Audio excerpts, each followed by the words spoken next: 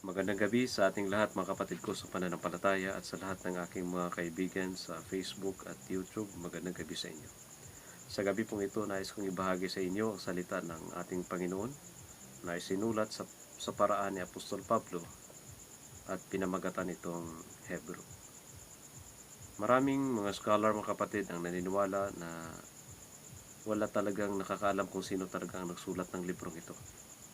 Maaari daw kunong si Apolos, si Bernabe, o di ba kaya si Pablo.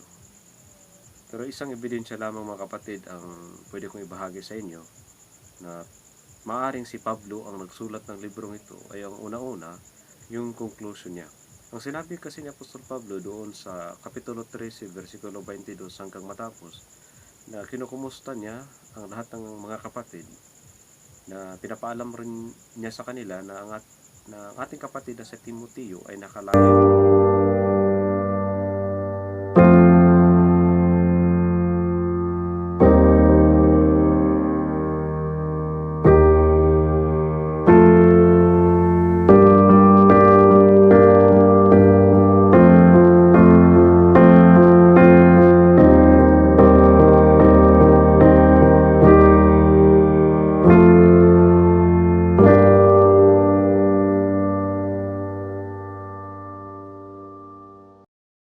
nakalaya na mula sa pagkabilanggo at ninanais niya na sa pagbalik niya o makaharap niyang mga Hudyo na ating mga kapatid sa panampalataya, yun sabi ng Apostol Pablo, ay sana'y makasama niya rin si Timoteo. At tungkol naman doon sa tinatawag nating introduction, magkaibang sulat na sinasabi talaga niya na siya ay Paul, person of Jesus Christ. Pero dito sa Hebrew mga kapatid, pinamagatan itong God. So sa ibang mga version, God ang nakasulat nila. So magkaiba. So ang layunin lamang nito mga kapatid ay hinikayat ng author na hindi na ilahad kung sino siya. Ang punto lamang niya ay nais niyang ibahagi talagang salita ng Panginoon. Sino bang tagapagtanggap ng salitang ito? Of course, ang mga kapatid natin, mga Hudyo. At sino man naman ang maniniwala sa kanya? Of course, yung mga nakilala rin yung mga Hudyo na naging apostoles ng ating Panginoong Kristo. Kapag sinabi kasi ni Apostol Pablo dito na Hebrew, at kung may makakabasa man na ibang mga tao na si Pablo ang sumulat nito, ay maaaring magkakaroon ito ng malaking conflict. Kaya isa sa mga dahilan siguro kung bakit hindi sinulat ni Apostol Pablo ang kanyang pangalan dito, upang mahikayat niya ang lahat ng mga Hudyo na magbasa nito tungkol sa kasaysayan na kung anong meron sila. So mga kapatid, atin pong pag-aaralan ang unang kapitulo nito, Kapitulo 1, versikulo 1 hanggang sa versikulo 14. Tignan natin, i-check natin kung 14 ba. O mga kapatid, 14, 14 na versikulo. So atin po itong pag-aaralan ng naayon sa oras natin lamang nilaan para sa gabi nito. Sa versikulo 1, ito po yung sabi, noong una, nagsalita ang Diyos sa ating mga ninuno sa iba't ibang panahon at sa iba't ibang paraan sa pamamagitan ng mga propeta. So isa talagang Hudyo ang sumulat nito. So alam naman natin na may mga Hudyo talaga na noong unang panahon na kumikilala na o nakikilala na nila si Pablo at ibang mga apostoles. So sinabi niya dito, noong una, nagsasalita ang Diyos sa ating mga ninuno. O ito yung tinatawag nilang si Abraham, si Moses, si Job, si lahat ng mga patriarchal fathers o patriarchs. Nakikipag-usap sila sa Panginoon. At ang ilan naman sa kanila ay nakipag-usap sa paraan ng mga propeta. Tulad sa panahon ni David, ang propeta niya ay si Nathan. Sa panahon ni Saulo, ang propeta niya ay Samuel. Sa ganung paraan mga kapatid, na nakipag-usap ang Diyos noong unang panahon. Hanggang sa mga panahon natin ngayon, sa paraan ng Biblia. Pero sinabi ng author nito na ang ating mga ninuno. So ibig sabihin, isa siyang Hudyo at alam na alam niya ang kasaysayan ng Old Testament o ng kanilang mga ninuno at malaki ang posibilidad na si Pablo ito ang nagsulat. Sapagkat si Pablo ay may mataas na karanasan sa pag-aaral ng Torah o ito tinatawag nating 5 libro ng batas or the 5 books of law o Genesis, Exodus, Leviticus, Numbers, Deuteronomy, Joshua. Hindi lang Joshua. Kasi mag-judges ulit ako kung patuloy natin. So ito yun. So ito yung ebidensya mga kapatid na Hudyo talaga ang nagsulat nito at malaking posibilidad na si Apostol Pablo. Okay, sa verse 2, ito po yung sabi, ngunit sa mga huling araw na ito, literally, hindi sa araw na ito ha, sa araw noong nagsulat nito. Kumbaga si Pablo ang nagsulat, ang tinutukoy niya na araw, yung araw na yung sa panahon niya. Siya ay nagsalita sa atin. So, sino tinutukoy niya? Ang nagsalita sa atin sa pamagitan ng kanyang anak. So, ang ama mismo, noong huling panahon na tinutukoy ng Apostol Pablo, ng panahon niya, ay nagsalita ang ama. Kasi dati, nagsalita ang ama sa mga propeta doon sa kanyang mga piniling mga lingkod. At sabi ng author nito, malaki ang subisip niya si Apostol Pablo na nagsalita ang ama sa paraan ng kanyang anak. Anong sabi? Sa pamagitan ng anak ay nilikha ng Diyos ang sanlibutan at siya ang piniling tagapagmana ng lahat ng bagay. Of course, connected ito mga kapatid sa sinulat ni Apostol Pablo sa Colosas Kapitulo 1, versikulo 15 hanggang sa baba, na si Kristo ang larawan ng Diyos at lahat ng bagay ginawa ng Diyos at para sa Diyos. So, malaki talagang posibilidad na si Pablo ang nagsulat nito. At isa pa, malaki ang posibilidad talaga o ebidensya na ito na hindi nga si Jesus gawa. Hindi siya, yung paniniwala kasi ng iba na sa Kristo ay ginawa. Created being si Kristo, yun yung paniniwala ng iba. O paniniwala ng mga iglesia ni Manal na si Kristo ay ginawa. Pero nung tanungin ko sila na doon sa Roma 1:25, nang sabi ng Apostol Pablo doon na pinalitan nila ang katotohanan ng kasinungalingan, sinamba nila ang likha kaysa lumikha. So tanong ko sa kanila, kung si Kristo ay isang likha, nagkakasala kayo sa Ama. Bakit? Sapagkat bawal sambahin ang linikha. Ang tanging sambahin lamang mga kapatid ay yung lumikha. So kaya nga na-change topic sila. Okay, patuloy natin yung pagbabasa. Versikulo 3, nakikita sa anak ang kaluwalhatian ng Diyos. Kung ano ang Diyos ay gayon din ang anak. Siya ang nag-iingat sa sansinukob sa pamagitan ng kanyang kapangyarihang salita. Pagkatapos niyang linisin tayo sa ating mga kasalanan, siya'y umupo sa kanan ng makapangyarihan doon sa langit. So ito na yun mga kapatid, ginawa ang lahat ng bagay sa paraan ng salita. Kaya nung sa Juan 1:1, sa pasimula pa, or in the beginning was the Word, and the Word was with God, and the Word was God. Ano yung point doon? Sa simula pa, kasama na ng Ama na gawin ang lahat ng bagay. Walang mga bagay na hindi ginawa ng tagapaglikha na hindi para sa kanya. So, ibig sabihin, ang ginawa ng tagapaglikha ay lahat para sa kanya. Connected mga kapatid. Dito sa verse 3. At lalong connected talaga siya doon sa Colosas 1:15 hanggang baba. O kahit hanggang 20 lang. So, malaki ang posibilidad na si Kristo ang lumikha sa paraan niya. At lahat ng bagay ay para sa kanya. So, paano ito i-deny? Nakikita sa anak ang kaluwalhatian ng Diyos. Ano itong kaluwalhatian? Kaluwalhatian bilang isang Diyos. O kung Diyos ka, anong mayroon sa iyo? Of course, ikaw yung gumagawa at naglilika sa lahat ng bagay. Okay, patuloy natin ang pagbasa. Siya ang nag-iingat sa sansinukob sa pamagitan ng kanyang makapangyarihang salita. Okay, pagkatapos niyang linisin tayo sa ating mga kasalanan, sino ang naglinis sa atin sa paraan ng kanyang paghihirap, pagkamatay, paglibing at hanggang sa kanyang pagkabuhay muli? Si Kristo ang tinutukoy dito. At siya'y umupo sa kanan ng makapangyarihan doon sa langit. So imagine kung si Kristo mga kapatid ay hindi Diyos, bakit napunta si Kristo doon sa langit? Walang tao na makakapunta sa langit kung wala pang araw ng paghukom. Pati nga si Abraham, hindi pa nga nakapunta ng langit. Yan yung kwento ng the rich man and Lazaro. Nasaan si Lazaro, di ba? In the bosom of Abraham. Ibig sabihin ng bosom, diri taguangkan. Ibig sabihin sa piling ni Abraham. So, yun yung patunay doon mga kapatid. Verse 4, pang-apat na bersikulo, ang anak ay ginawang higit na dakila kaysa mga anghel, tulad ng pangalan na ibinigay sa kanya ng Diyos ay higit na dakila. So, tama mga kapatid. Ang anak niya ay ginawang higit na dakila kaysa mga anghel. Dito sila nagsasabi sa ginawa. Of course, kung basahin natin yung Filipos 2,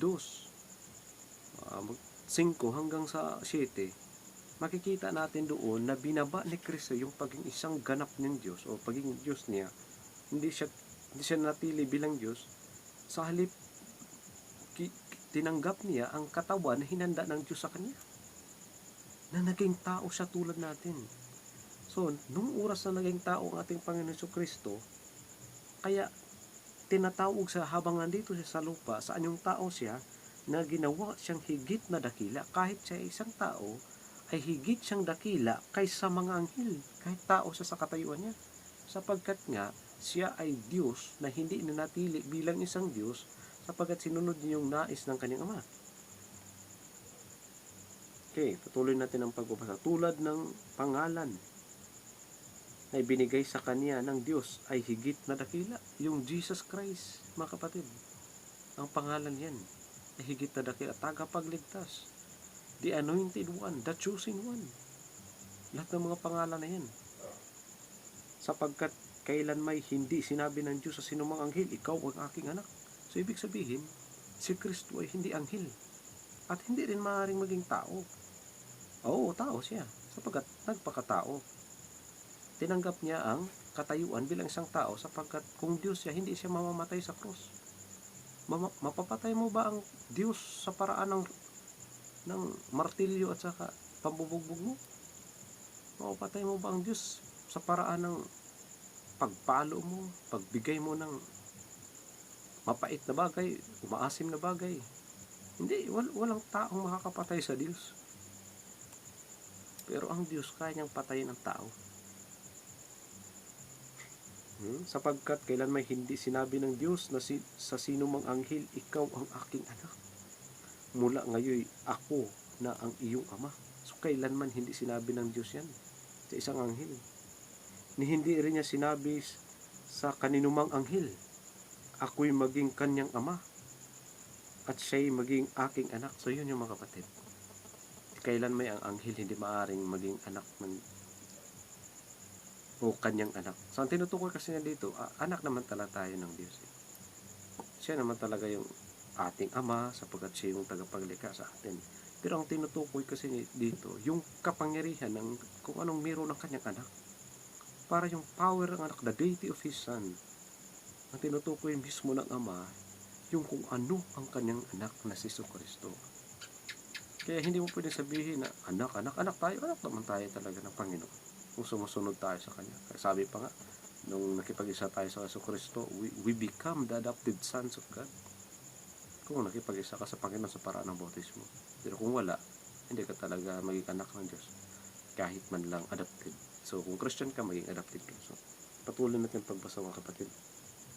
Ni hindi rin niya sinabi sa kaninumang mga anghel, kayo'y naging kanyang anak. Okay. Kayo'y maging kanyang ama.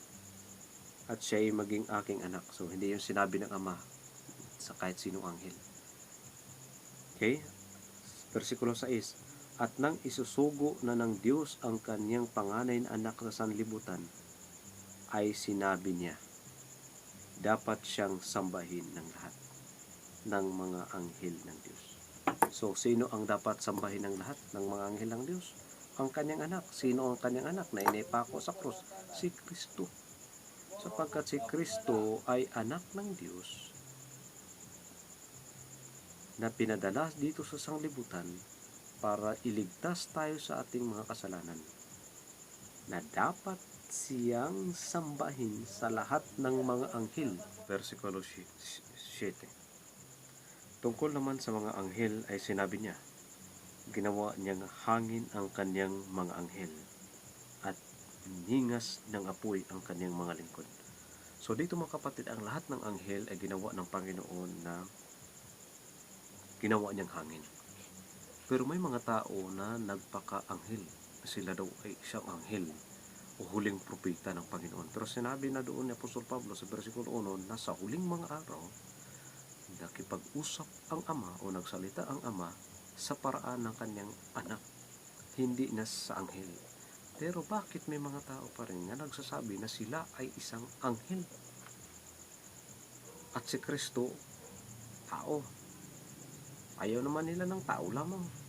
Kasi daw hindi ordinaryong tao. Hindi naman talaga ordinaryong tao si Kristo sapagkat tatay niya espiritu.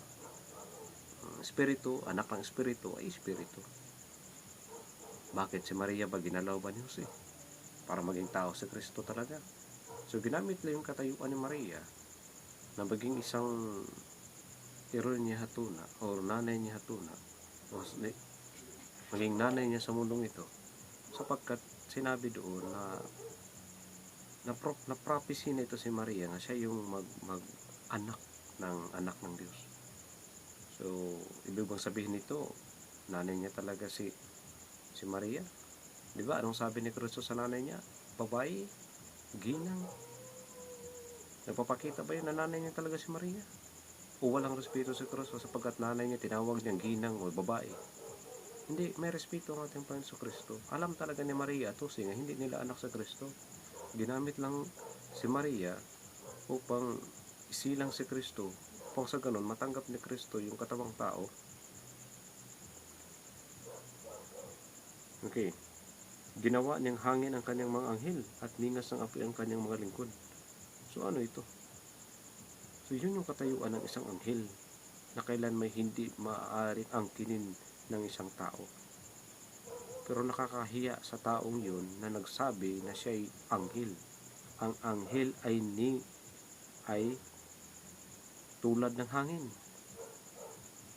Hangin, ang anghel, tulad ng anghel. So yun yung sanang maintindihan niya. Kaya patuloy natin pagbasa. Versikulo 8. Ngunit tungkol sa anak, ay sinabi niya, ang iyong trono o Diyos. Sino nagsabi na Diyos ang kanyang anak? Mismo siya. Ang ama mismo mga kapatid, ang nagsabi sa kanyang anak, ang pagkasabi niya, ang iyong trono o Diyos ay magpakailanman. Pero alam niyo ba mga kapatid, ang sabi ng kapitbahay nating iglesia ni Manalo? Baliktad daw ito. Mali ito. Mali na version ito. Kasi ang pagkaunawa nila, ang pagkasabi ko no ganito, Diyos ang iyong trono. Kumbaga, ganito pagsabi, ngunit tungkol sa anak ay sinabi niya, Diyos ang iyong trono. Pero sa Bible mismo na ginagamit ng miyembro nila, ang nakasulat, ang iyong trono o Diyos. Sila lang mismo gumagawa ng ibang kasulatan.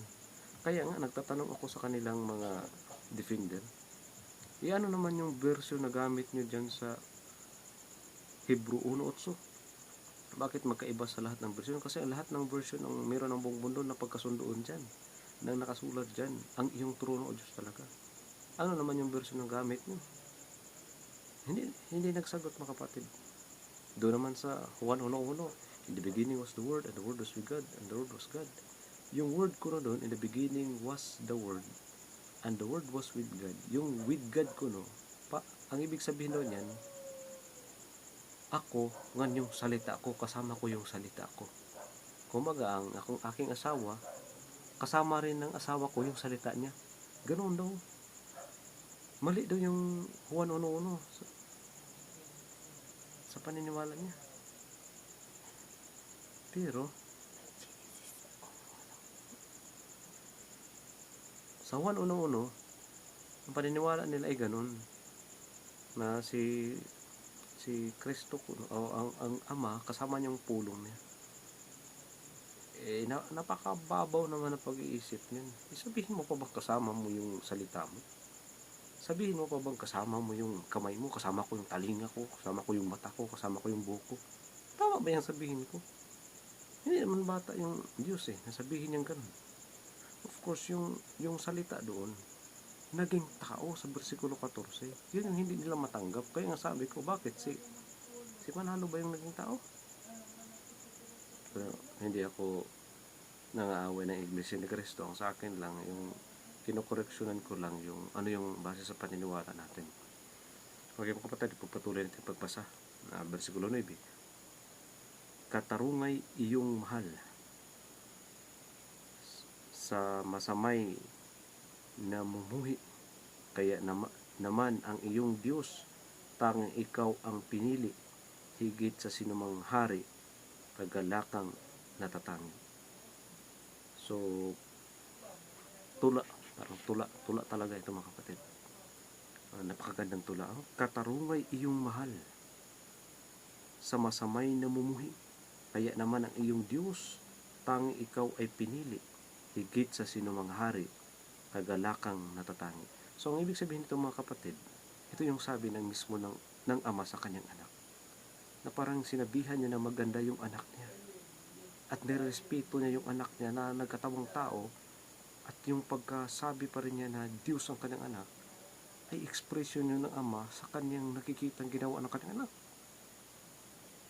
So, sa Diyos ay sa masamay namumuhi. Yun yung katangian ni Kristo at katangian ng ama. Kaya nga ang ama hindi makipagrelasyon sa mga kasalanan. Gumagamit siya ng mga taong pinili niya para iparating yung mensahe niya doon sa mga taong makasalanan. So yun yung ninanais ng ama. So patuloy natin pagbasa sa versikulo 10, sinabi pa rin niya, Panginoon, nang pasimulay nilikha mo ang sanlibutan at ang mga kamay mo ang siyang gumawa ng kalangitan. Sino ang nagsabi nito? Ang ama. Ang tatay niya mismo nagsabi na Panginoon. Doon sa versikulo 2, sabi niya, ang iyong trono o Diyos ay magpakailanman.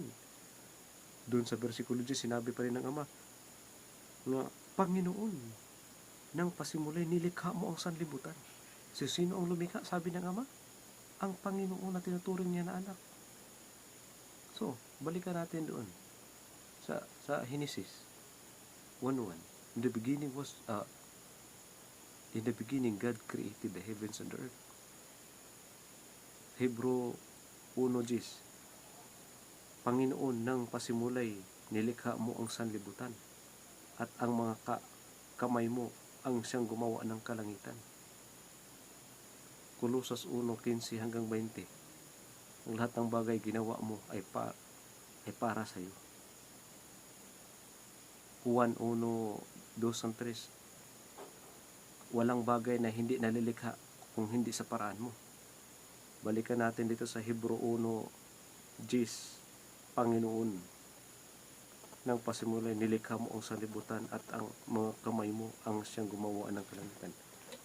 Si Kristo mga kapatid ang gumawa ng lahat sa paraan niya, ginawa ng Ama. So ngayon, ayaw itong tanggapin ng mga tao na hindi daw si Kristo ang gumawa ng lahat ng bagay.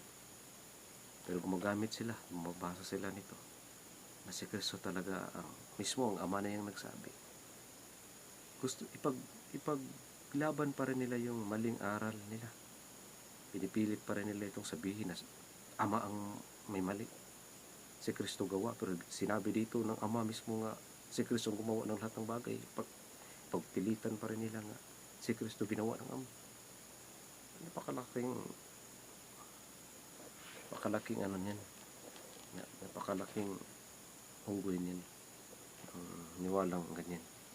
Pagpatuloy natin ang pagbasa mga kapatid, maliban sa iyo lahat ay lilipas. So sino may sabi nito?